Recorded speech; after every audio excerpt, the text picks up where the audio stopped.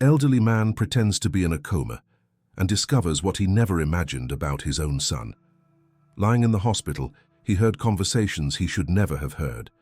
Secrets came to light, including a truth hidden for 15 years. If this story interested you, don't forget to subscribe to our channel and tell us which city you're watching from. We'll continue. I promise this will be the best story you'll ever hear in your life. The stacked wooden boards in the corner of the workshop no longer exhaled the sweet aroma of cedar that once perfumed the entire house. After 15 years of abandonment, they had acquired a melancholic smell of dampness and lost time. Robert Wilson ran his trembling fingers over the dust-covered workbench, where rusty tools remained exactly in the same place since that terrible day that changed everything forever. At 72, the retired carpenter walked through the workshop like a ghost revisiting his own life. Every corner of that space held memories that insisted on pulsing like open wounds. There was the small hammer he had bought especially for his grandson's delicate hands. There, the low bench where the boy used to sit to watch him work, asking 1,000 questions about each movement, each tool, each secret of the art of transforming wood into dreams. The unfinished little horse remained under a white cloth in the center of the workbench, like an altar dedicated to pain. Robert had begun to carve it on the eve of that fateful day. It would be a gift for Michael's 6th birthday. The mane was only sketched, the hind legs still to be defined, but the eyes had already been carefully carved with an expression of sweetness that seemed alive. Now, after so long, those wooden eyes seemed to accuse him for never having had the courage to finish it. The large empty house echoed Robert's lonely footsteps as he headed to the kitchen to prepare another bitter morning coffee. The table for 6 accommodated only one plate, one cup, and a loneliness that grew each day. Through the window, he could see the gate where Michael used to hang, waving excitedly whenever his grandfather arrived from work. The boy would run toward him shouting, "Grandpa, Grandpa," with a joy so pure that it hurt in his chest to remember. 15 years had passed since the tragedy that took away his daughter-in-law Elizabeth and little Michael on the same terrible day. A traffic accident that destroyed not only 2 precious lives, but also the soul of an entire family. Richard, his only son, had plunged into a deep depression that lasted for months. Robert had tried to be strong, tried to support his son in the most difficult moment, but the pain was too great for both of them to bear together. Gradually, Richard began to rebuild his life. He met Jennifer, a younger woman who brought new light to his eyes. They married 2 years after the tragedy, and gradually Richard reconstructed his life. Robert observed this renewal with mixed feelings. On one hand, he felt relief seeing his son smiling again. On the other, a stab of bitterness consumed him as he noticed how Richard seemed to have overcome the loss with an ease that he himself had never managed to achieve. The relationship between father and son deteriorated over time. Richard visited less and less, always accompanied by Jennifer, who maintained a cold and distant politeness. Conversations were limited to protocol greetings and questions about health. They never spoke about Elizabeth or Michael again. It was as if those golden years had been erased from Richard's memory, while for Robert, they remained more alive than the present itself. Jennifer always looked around the house with a calculating expression that deeply bothered Robert. He noticed how she evaluated each piece of furniture, each object, especially when her eyes lingered on the workshop seen through the glass door of the living room. On several occasions, he heard whispered comments between her and Richard about the waste of such a large and well-located space. The pressure increased in recent months. Richard began to suggest more insistently that his father sell the house and move to a smaller apartment, more suitable for his age. He argued about security, practicality, economy. But Robert knew that behind those words lay an interest in the valuable land where the house was built. The property, located in a neighborhood that had appreciated greatly over the years, represented a small fortune. On that Thursday morning, Robert was having his coffee while observing the first flowers of the yellow maple tree in the yard when he heard the gate creak. Richard had arrived earlier than usual and came alone. His son's serious expression did not bode well. Robert sighed, mentally preparing himself for another conversation about selling the house. Richard entered without greeting, heading directly to the living room and sitting in the leather armchair that had belonged to his own father when he was still alive. The gesture seemed purposefully symbolic, a silent demonstration of authority. Robert settled on the sofa, waiting for the words he knew would come. "Dad, I need you to be reasonable this time," Richard began without beating around the bush. "Jennifer is pregnant. We're going to need more space, and this house would be perfect for our growing family. You don't need so much space, and the money from the sale would buy you a comfortable apartment and still leave a good amount for your financial security." Robert felt his chest tighten. The news of the pregnancy should have been a cause for joy, but the way it was presented, just as a justification to take his house away, transformed the information into another stone on the open wound of his loneliness. He observed his son for a long moment before responding, noting how Richard avoided direct eye contact. "And the workshop?" he asked in a low voice. "What workshop, Dad?" "That abandoned space full of junk. Jennifer has wonderful plans to transform it into a large, well-lit nursery. Imagine how perfect it would be for the child to grow up there. Playing where before?" Richard interrupted his own sentence when he realized where his words were leading. A heavy silence filled the room. Robert rose slowly and walked to the glass door that led to the workshop. His eyes lingered on the horse covered by the white cloth. "Where Michael used to play." He completed the sentence that his son hadn't had the courage to finish. The tension in the air became almost palpable. Richard stood up, approaching his father with an expression that mixed impatience and something that seemed like desperation. "Dad, you need to understand. Michael has been gone for 15 years. Elizabeth has been gone for 15 years. Those of us who remained need to continue living. I managed to rebuild my life, found love again. I'm going to be a father again." "Why do you insist on living in the past?" Richard's words echoed in Robert's mind like sharp blades. Living in the past. That's how his own son saw his pain, his longing, his difficulty in moving forward. For Richard, 15 years had been enough to completely erase the memory of his own son and the wife he had loved so much. For Robert, 15 years had not even been enough to begin accepting their absence. "You don't understand," murmured Robert, still with his back to his son. "This house, this workshop, they're all I have left of them. Every object here has a story, a memory. The little horse I never finished for Michael, the tools he loved to touch, the smell of the wood where he sat to watch me work. If I sell this, it's like I'm selling their very memory." Richard sighed impatiently, a reaction that hurt Robert more than any words could have done. In that sigh was implicit all the lack of understanding, all the rush to move forward without looking back. "Dad, memories don't live in objects. They live here," said Richard, tapping his own chest. "You can take them anywhere, but I need this house now. I have a growing family, real responsibilities, not ghosts from the past." The word ghosts hit Robert like a punch to the stomach. That's how Richard now saw Michael and Elizabeth. Ghosts. Obstacles to his progress. Hindrances to his new happiness. Robert turned slowly to face his son, and for the first time in years, felt genuine anger burning in his chest. "Ghosts?" he repeated, his voice trembling with contained emotion.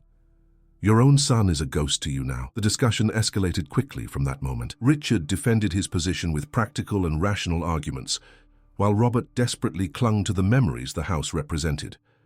Voices were raised, harsh words were said, and for the first time in their lives, father and son confronted each other as real adversaries. The climax of the fight came when Richard, exasperated by his father's stubbornness, let slip a phrase that would change everything between them forever. "You want to know the truth, Dad?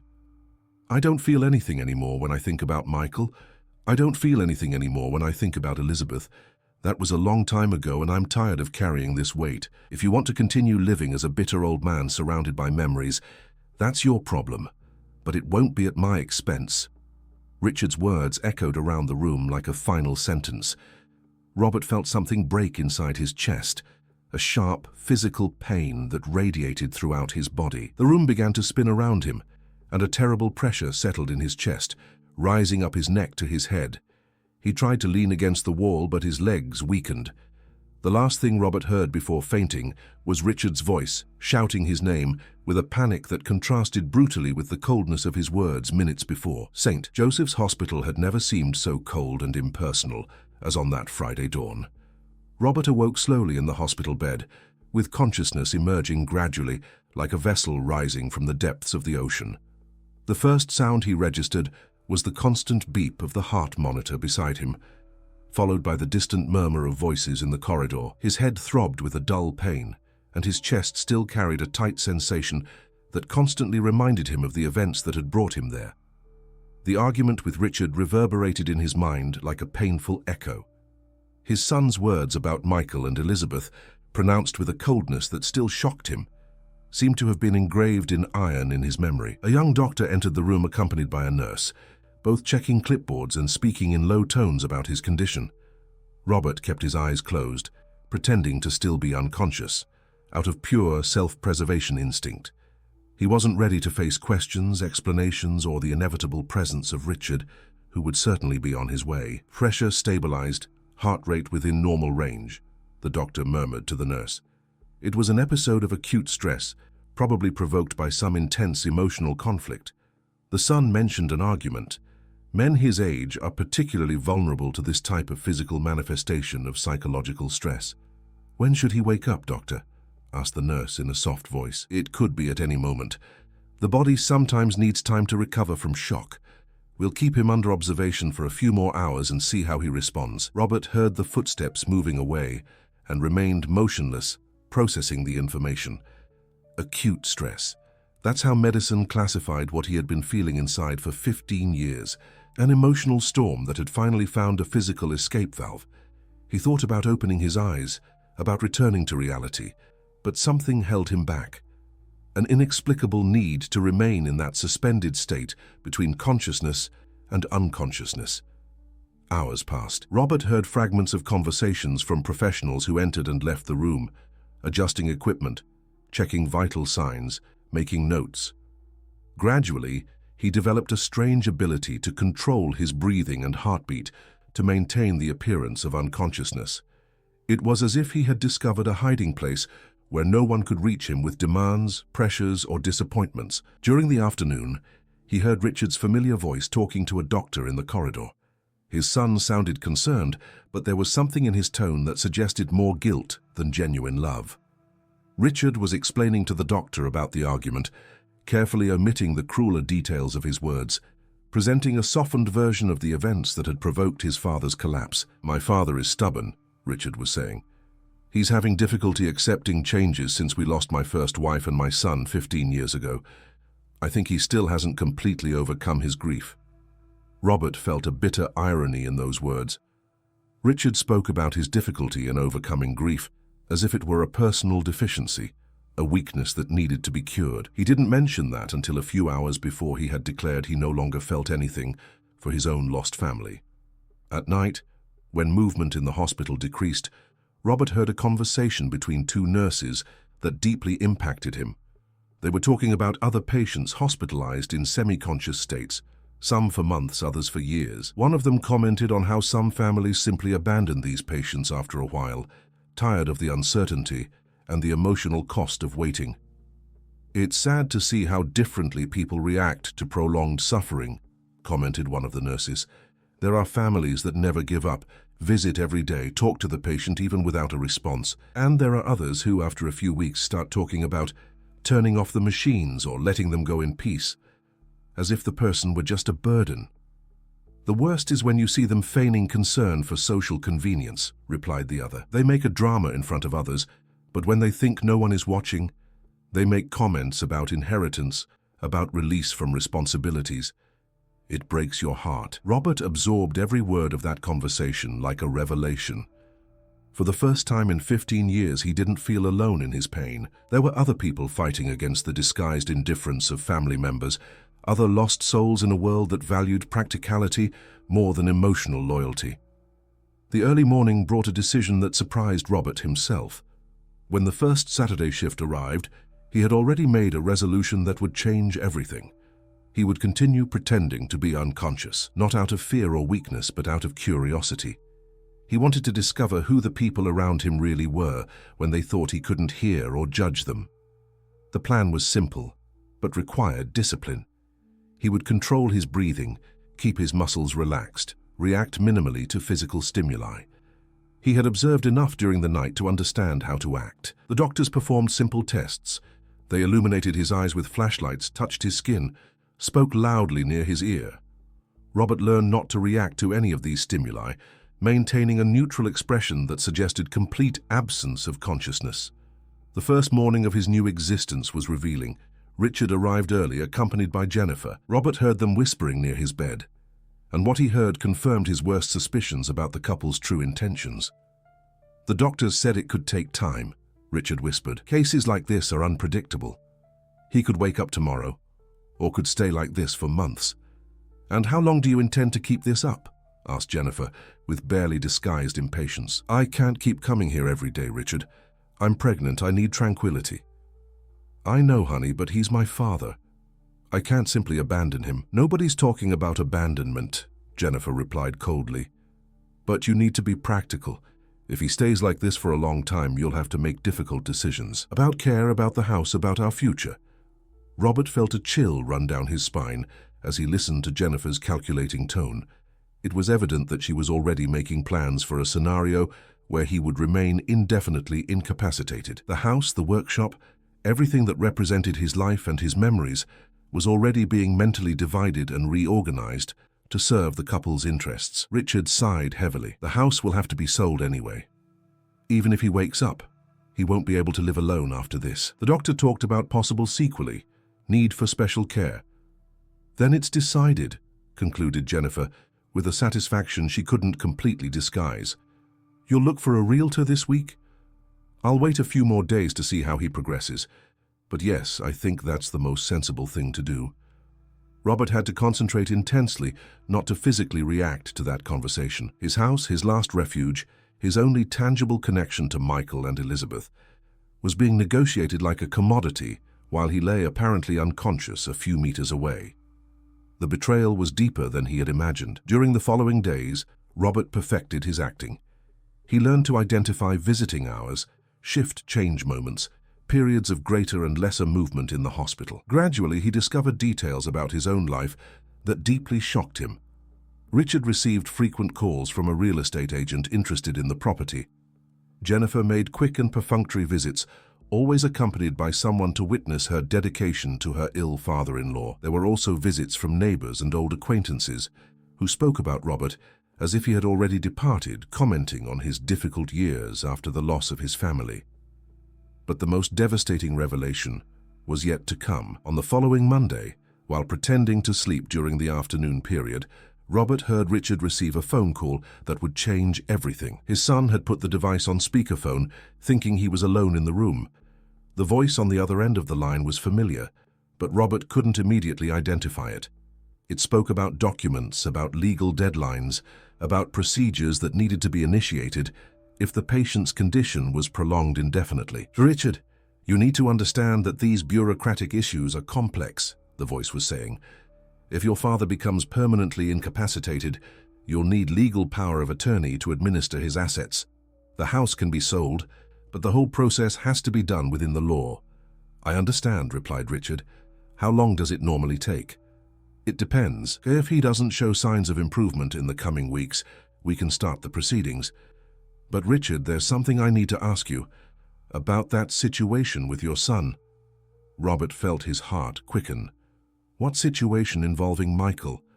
The boy had been lost for 15 years. What new information could exist? "What situation?" asked Richard, and there was a new tension in his voice. "The boy continues trying to make contact. The social worker called me last week. He's insisting on meeting his grandfather. He said he never completely believed the story that you two had lost contact after the accident." Robert's world collapsed in that instant. Michael was alive. His beloved grandson, whom he had mourned for 15 years, was alive and trying to find him. The shock was so intense that he almost lost control of his breathing, having to concentrate desperately to maintain the pretense of unconsciousness. "I already told you to resolve this," replied Richard with a coldness that froze Robert's blood. "He can't show up now. Not with my father in this state. Not with Jennifer pregnant. It would be an unnecessary complication. Richard, the boy is your son and your father's grandson. He has rights. He has the rights that I allow him to have," Richard cut in with frightening harshness. "And now is not the time. Maybe it will never be the time. My life has moved forward, and I won't let ghosts from the past destroy my current family." The call ended shortly after, leaving Robert in a state of profound shock. Michael was alive. His beloved grandson, for whom he had shed so many tears, for whom he had kept an unfinished little horse for 15 years, was alive and being prevented from finding him by his own father. The pieces of the puzzle began to fit together in Robert's mind. Richard's coldness regarding memories of his son, his rush to get rid of the house and workshop, his resistance to any mention of the past. It all made sense now. Richard wasn't trying to overcome grief. He was trying to completely erase Michael's existence to build a new life without complications. That night, alone with his devastating discoveries, Robert made a decision that would change everything. He would not wake up yet. He would continue his pretense until he discovered the whole truth about what had happened to Michael. And when he finally opened his eyes, it would be with a clear purpose, to reunite with his grandson, no matter what obstacles Richard placed in his way. The unfinished little horse in his workshop would finally have a reason to be completed. The following days transformed into a silent torture for Robert. Each conversation he heard was like an additional layer of varnish being removed, revealing the raw and sometimes rotten wood beneath the polished surface. He believed he knew about his own family. Richard visited daily, always accompanied by Jennifer, and their private conversations at the hospital bedside painted an increasingly dark picture of the situation. On Wednesday, Robert discovered details that made him nauseous. Richard was negotiating the sale of the house for a value well above expectations, taking advantage of the privileged location and the interest of several buyers. Jennifer had already chosen a larger property in an upscale neighborhood, with enough space for the family they planned to build. They talked about the future as if Robert were merely a temporary obstacle that would soon be removed from the path. But the most disturbing discovery came through a call that Richard received during his Thursday visit. This time the voice on the other end of the line was female, professional, with the characteristic tone of someone accustomed to dealing with delicate situations.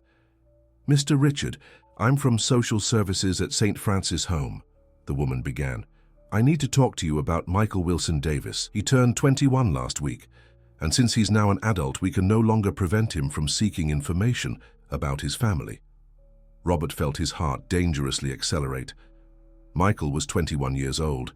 His little grandson, whom he had left at 6, was now a grown man. 21 years meant that he had grown up completely without the presence of family, believing that his grandfather had also abandoned him. "I've already explained the situation," replied Richard with poorly disguised irritation.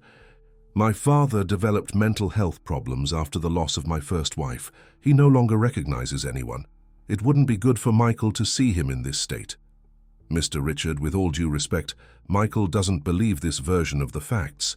He told me he tried several times to contact his grandfather over the years, but always ran into conflicting information. He suspects there's something more behind this situation." Robert had to fight against the impulse to open his eyes and scream the truth at that moment. His intelligent grandson, even as a child when he was separated from the family, had developed the intuition that something wasn't right. The connection between them had always been special, and apparently not even 15 years of separation had managed to completely erase it. "What does he want exactly?" asked Richard, and there was a growing tension in his voice. "He wants to meet his grandfather. He wants to understand why he was given to the institution, why he never had contact with his paternal family again. Michael is an intelligent young man, Mr. Richard. He's studying engineering, works part-time, is responsible and determined. He's no longer a child who can be deceived with half-truths. And if I refuse to allow this meeting, you can no longer prevent it. Michael is of legal age and has rights. Besides, he's already discovered which hospital your father is in. He said he intends to visit him with or without your authorization." The call ended with Richard visibly disturbed.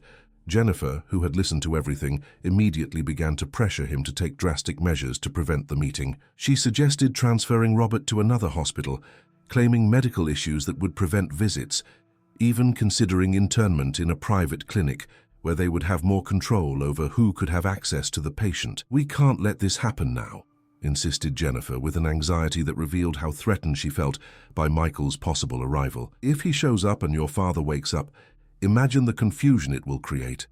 He'll want explanations, he'll ask questions. And what if he discovers the truth about how you gave the boy away?" "I didn't give anyone away," Richard replied defensively. "I made the most sensible decision at the time. I was young, had just lost my wife, didn't have the emotional or financial conditions to raise a child alone. And do you think your father will understand that? Do you think Michael will understand that?" "Richard, they'll crucify you, and our current family will pay the price for decisions you made in the past." Robert listened to that conversation with a mixture of outrage and deep sadness. Richard showed not even a hint of remorse for the decision to abandon his own son. On the contrary, he still justified himself as if he had been a victim of circumstances. And Jennifer, in her ambition to protect the future they had planned together, was capable of suggesting any measure to keep Michael permanently away. The tension in the room was almost palpable when Richard finally made a decision. "I'll talk to the doctors. I'll say my father needs absolute rest, that any agitation could harm his recovery. They'll understand and won't allow visits from strangers." "Michael is not a stranger," Jennifer murmured. "He's your son." "For all practical purposes, he is a stranger. He hasn't been part of our family for 15 years, and he won't be part of it now." At that moment, Robert made a decision that would change everything. He could no longer remain passive while Richard destroyed any possibility of reunion with Michael. His grandson was looking for him, and he had a moral obligation to respond to that call. But he needed a careful plan to reverse the situation without raising suspicions about his pretense. The opportunity arose on Friday morning. Richard and Jennifer had left for a medical appointment related to her pregnancy, and Robert was alone in the room, with only a nurse making her usual rounds. She was the same kind woman he had heard talking about patients abandoned by their families. She approached the bed to check his vital signs, speaking softly as she usually did with all unconscious patients. "Good morning, Mr. Wilson," she said with genuine affection. "It's a beautiful day outside today. The sun is shining, and I bet you'd love to be at home taking care of your garden." For the first time in a week, Robert allowed his eyelids to tremble slightly. The nurse immediately noticed the movement and leaned in closer, observing his face attentively. "Mr. Wilson, can you hear me?" Robert opened his eyes slowly, as if emerging from a deep sleep. The nurse smiled with genuine joy and immediately pressed the call button to notify the doctor. "Welcome back," she said with emotion. "I'm going to call the doctor. Your son will be so happy when he knows you've woken up." In the minutes that followed, while waiting for the doctor's arrival, Robert quickly elaborated a strategy. He would pretend confusion about the time that had passed while unconscious, would claim fragmented memories about conversations he had heard during the period of unconsciousness. This way he could selectively reveal what he knew without admitting he had been awake the entire week. The doctor arrived accompanied by 2 residents, all visibly satisfied with the unexpected recovery of the patient. They performed basic neurological tests, checked reflexes, evaluated communication capacity. Robert responded to all questions coherently, but maintained a slightly confused expression that suggested gradual recovery. "How do you feel?" asked the head doctor. "Confused," Robert answered honestly. "I remember arguments, strange conversations, someone talking about a house, about a boy." The doctor exchanged glances with the residents. "It's normal to have fragmented memories from the period of unconsciousness. Sometimes the brain registers information even when the patient seems completely unconscious. With time, these memories will organize themselves better." "Doctor," said Robert with a weak voice, "I have a grandson, Michael. Is he all right? Why do I have the impression that someone was talking about him?" The question made the doctor uncomfortable. He knew the official version of the family history that Richard had told about the loss of his grandson in the same accident that claimed his daughter-in-law. But Robert's direct question suggested that perhaps there was more complexity to that family situation than it appeared. Before the doctor could answer, Richard came running into the room accompanied by Jennifer. He had been notified about his father's recovery and came with a mixed expression of relief and apprehension. Robert observed him carefully, noting how his son seemed to be rapidly calculating the implications of his recovered consciousness. "Dad, thank God you woke up," said Richard, approaching the bed with a smile that didn't reach his eyes. "We were so worried." "Richard," replied Robert, carefully studying his son's reaction, "I was having strange dreams. Dreams about Michael. Is he all right? Why do I have the feeling that someone was talking about him meeting me?" Richard's discomfort was immediately visible. Jennifer positioned herself behind him with a tense expression that revealed the panic she felt at that direct question. "Dad, you're confused because of the medication," Richard said quickly. Michael has been gone for a long time, remember? In the same accident as Elizabeth." "No," replied Robert with a firmness that surprised everyone in the room. "That's not right. I remember voices, conversations about him being grown up, about him looking for me. Richard, where is my grandson?" The silence that followed was eloquent. Richard looked around the room like a cornered animal, realizing that his carefully constructed version of reality was crumbling. Jennifer stepped forward, trying to intervene. "Mr. Wilson, you need to rest. You're confusing dreams with reality." "I'm not confusing anything," said Robert, turning to the doctor. "Doctor, I need to know the truth about my grandson. I need to know if he's alive and if he's trying to find me." The doctor found himself in an impossible position, caught between the conflicting versions of the family and without authority to investigate patients' personal issues. But before he could respond, the door to the room opened and a figure that Robert instantly recognized appeared in the doorway. Michael had grown into a handsome young man, tall like his father, but with the sweet eyes that Robert remembered from childhood. He was holding the hand of a small girl of about 5 years old, with curly hair and a colorful drawing in her hands. "Excuse me," said Michael with a polite but determined voice. "I'm Michael Wilson Davis, and this is my daughter, Emily. We've come to visit my grandfather." The impact of those words in the room was like a silent explosion. Richard instantly turned pale. Jennifer held onto his arm for support, and Robert felt tears spring to his eyes for the first time in 15 years. Michael wasn't just alive, he had a daughter. Robert had a great-granddaughter. The little girl let go of her father's hand and ran to the hospital bed, extending the drawing to Robert with an angelic smile. "Daddy said you make wooden horses," she said with the typical spontaneity of her age. "I drew a horse for you. It's for when you get better and go back home." Robert took the drawing with trembling hands, observing the childish strokes that portrayed a colorful horse jumping over flowers. In the corner of the page, written in a child's careful handwriting, it read, "For the doll grandpa from Emily." "Doll grandpa?" asked Robert with a choked voice. Michael approached, completely ignoring the tense presence of Richard and Jennifer. "I always told her about you, about how you made wooden toys, about how you taught me to like the smell of sawdust and the sound of tools. She always wanted to meet the grandfather who makes dolls and little horses." Robert's emotion was so great that he couldn't form coherent words. He just extended his arms toward his grandson and great-granddaughter, while tears freely rolled down his face. Michael understood the gesture and bent down to hug his grandfather, allowing Emily to climb onto the hospital bed with the naturalness of a child who knows no emotional barriers. "I never stopped looking for you, Grandpa," Michael whispered in Robert's ear. "I never stopped believing that one day we would meet again." At that moment, with his grandson in his arms and his great-granddaughter playing with the covers of the hospital bed, Robert finally understood that 15 years of tears and loneliness had come to an end. The family he thought he had lost forever was there, real and present, ready to build a new future together. Richard remained paralyzed near the door, facing the reality he had tried so hard to avoid. The carefully constructed facade over 15 years had crumbled in a matter of minutes, and now he would have to confront the consequences of his choices in front of everyone present in the room. The silence in the hospital room was as dense as a morning fog, broken only by Robert's contained sobs and the soft murmur of Emily, who played with the buttons on the hospital bed's remote control with the curiosity typical of a 5-year-old child. Michael remained embracing his grandfather, and in that embrace were 15 years of longing, of unanswered questions, of nights when an orphaned child wondered why he had been abandoned by everyone he loved. Richard finally found the courage to approach, but his steps were hesitant like someone walking on thin ice. Jennifer remained by the door, visibly uncomfortable with the situation unfolding before her eyes, mentally calculating the implications of this reunion for the plans she had drawn up for the future. "Michael," Richard began with a trembling voice.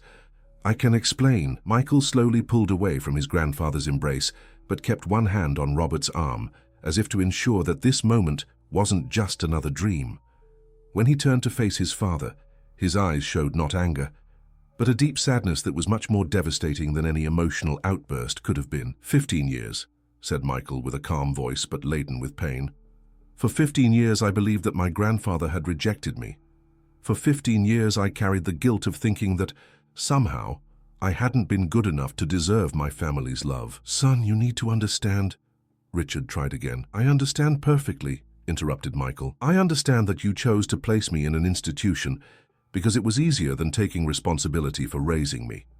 I understand that you lied to Grandpa, making him believe I had died in the same accident as Mom. I understand that during all these years, whenever I tried to find my family, you created obstacles and invented excuses."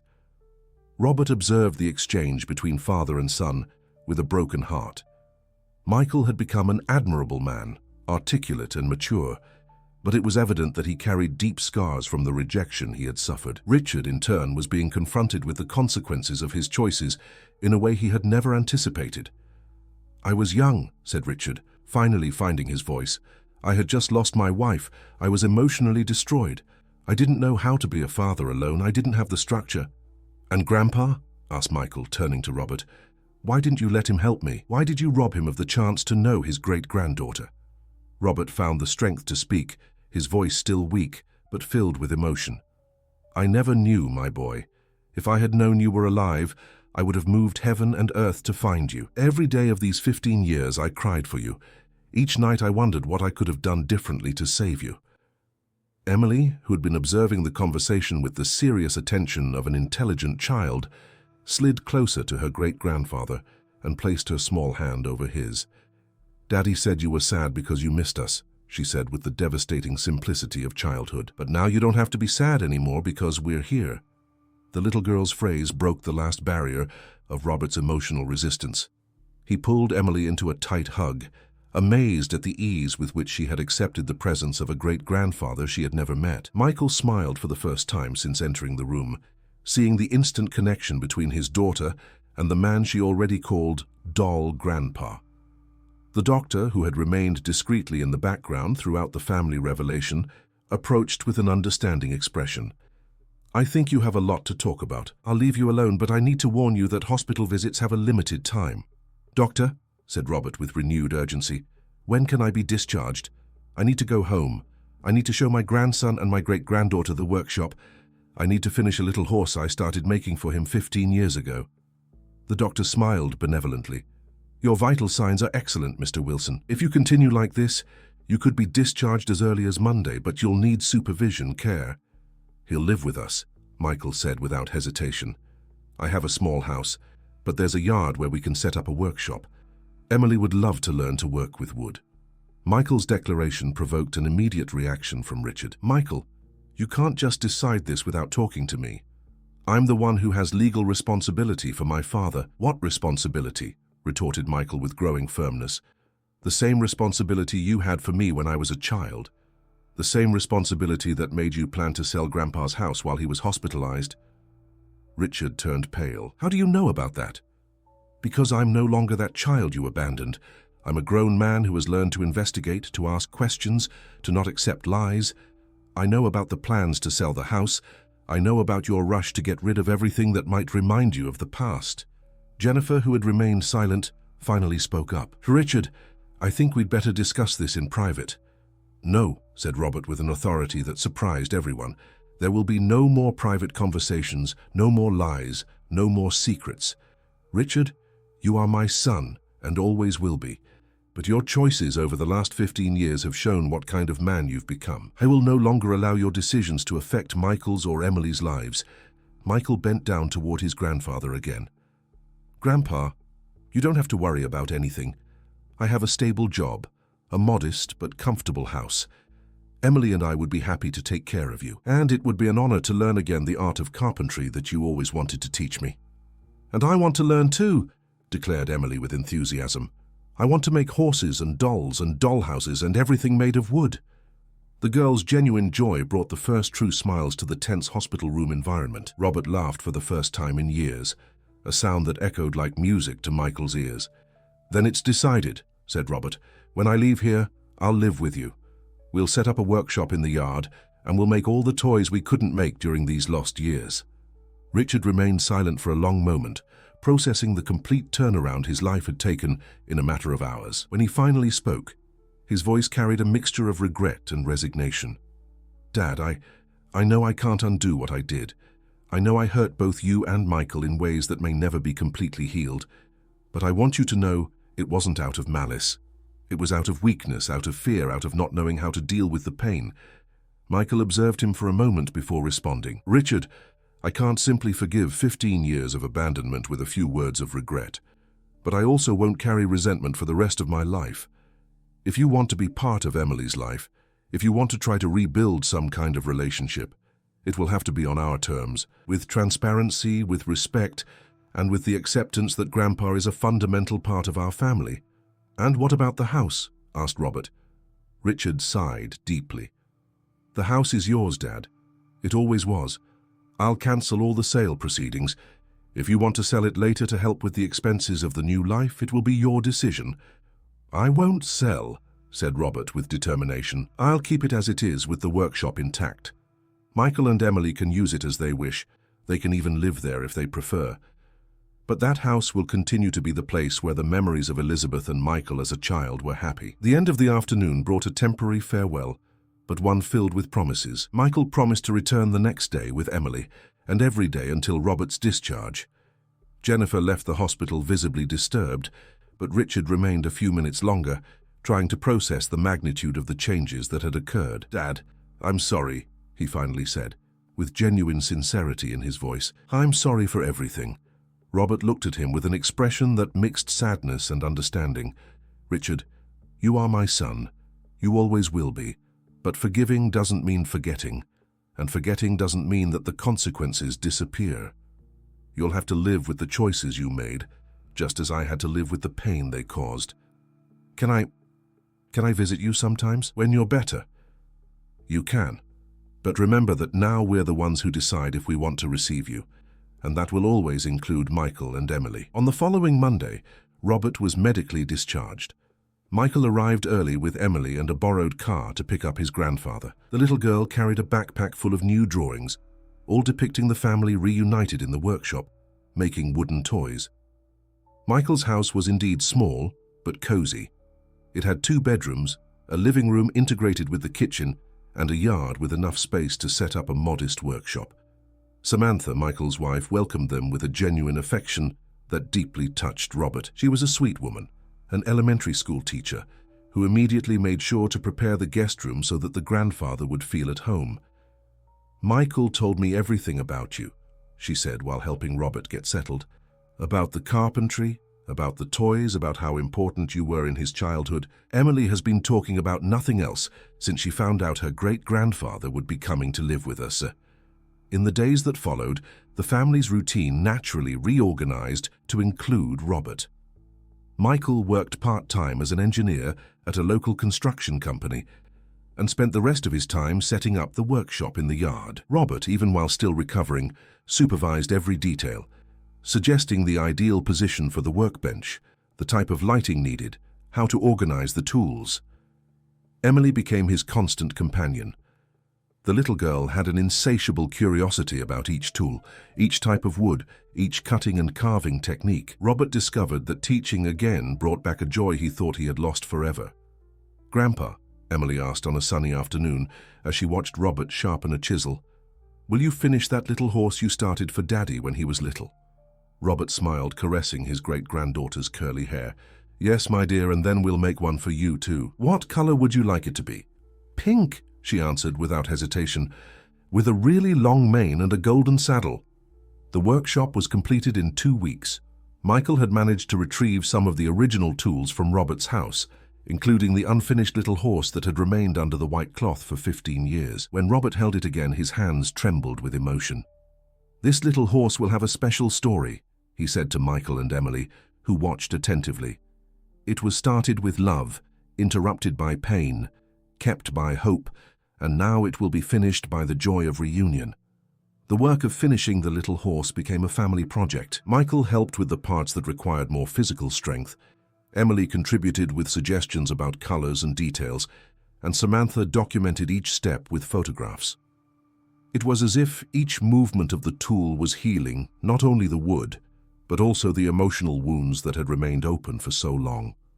Richard appeared on a Saturday afternoon, hesitant and visibly uncomfortable. Jennifer didn't accompany him this time. He observed the working workshop, the grandfather teaching techniques to his son and granddaughter, the family harmony that had naturally established itself. Can I see how the little horse is coming along?" he asked with humility. Robert invited him to come closer. The toy was almost finished, missing only the final details of the mane and the final polishing. Richard held it carefully, and for a moment his eyes filled with tears. "I remembered how anxious I was to receive this little horse," he said with a choked voice. "I remembered being in the workshop watching you work, imagining what it would be like to play with it." "And now you can play with it," said Emily naturally. "When Grandpa finishes it, we can play together. I'll have my pink horse, you'll have yours, and we can have a race in the yard." The innocence of the little girl brought a sad smile to Richard's face. "I don't know if I deserve that, Emily." "Everyone deserves a second chance," she replied with the simple wisdom of children. "Grandpa taught me that." Michael observed the interaction attentively. After a few weeks of coexistence, anger had given way to a more mature understanding of the situation. Richard was a weak man who had made terrible decisions, but he was also his father and Emily's grandfather. Finding a balance between justice and forgiveness would be a long process, but possible. "Richard," Michael finally said, "if you want to be part of Emily's life, if you want to try to rebuild our relationship, it will have to be slow, with patience, with humility, and always with Grandpa's presence and approval." Richard nodded, understanding that he had gained an opportunity he didn't deserve, but that he might be able to honor if he truly dedicated himself to it. The little horse was finished on a Sunday morning, 3 weeks after Robert's discharge. The whole family was present, including Richard, who had been invited to witness the special moment. Robert applied the last coat of varnish with careful, precise movements, while Emily held her own pink version, completed a few days earlier. "There," said Robert, setting the brush aside. 15 years later, it's finally finished." Michael picked up the little horse with reverence, running his fingers over the smooth, perfect surface. It was a miniature work of art, each detail executed with absolute mastery. But more than that, it was a symbol of love that had withstood time, separation, and pain. "Thank you, Grandpa," said Michael, hugging his grandfather, "for never giving up, for keeping this for me all these years, for believing that one day we would meet again." That afternoon, the yard of the small house filled with laughter, for the first time in a long while. Emily played with her pink horse, Michael rediscovered the joy of simple wooden toys, and Robert observed everything with a heart full of gratitude. Richard participated timidly, still finding his place in that renewed family dynamic. When night came and Emily was already asleep hugging her pink horse, Robert sat on the porch with Michael to observe the stars. It was a habit they had developed, these moments of quiet conversation at the end of the day. "Grandpa," said Michael, "there's something I've always wanted to ask you. During all those years in the orphanage, I never lost hope of finding you again. I always felt that our connection was too strong to have been broken by distance or time. Did you feel the same thing?" Robert smiled, looking at the stars shining in the clear sky. "Every day, my boy, every day I felt that you were alive somewhere, that you needed me, that one day we would be together again. It was that certainty that kept me alive during the most difficult moments. And now I know that life sometimes separates people who love each other. But when that love is true, it always finds a way back. You, Emily, Samantha, you are my second chance to be happy, and I won't waste a single day of this opportunity." Michael held his grandfather's hand, and they remained there in shared silence. Two men who had learned that family is not just about blood or physical proximity. It's about choice, about loyalty, about love that withstands time and circumstances. In the yard workshop, illuminated by the soft light of the moon, 2 wooden horses rested side by side on the workbench. One older, with the patina of time and tears, representing a love interrupted but never forgotten. Another newer, bright and colorful, representing the hope of a future built on the solid foundations of forgiveness and second chances. And there in that simple house, surrounded by the sweet aroma of freshly worked wood and the sound of the laughter of a little girl who called her great-grandfather Doll Grandpa, a family had finally found its way back home. The end, dear listeners. We hope that the story of Robert, Michael, and Emily has touched your hearts in the deepest way. This narrative reminds us that true love transcends time, distance, and even the most painful mistakes we make throughout life. To continue this emotional journey with us, we've prepared a special selection of equally captivating stories that explore family bonds, forgiveness, and the strength of new beginnings. You can find them by clicking on the left side of the screen. If this story touched your soul, don't forget to subscribe to our channel and leave your like on the video. Every day we bring unique narratives that celebrate the complexity and beauty of the human experience. Don't miss our upcoming content, and tell us in the comments which part of the story moved you the most. Until the next story.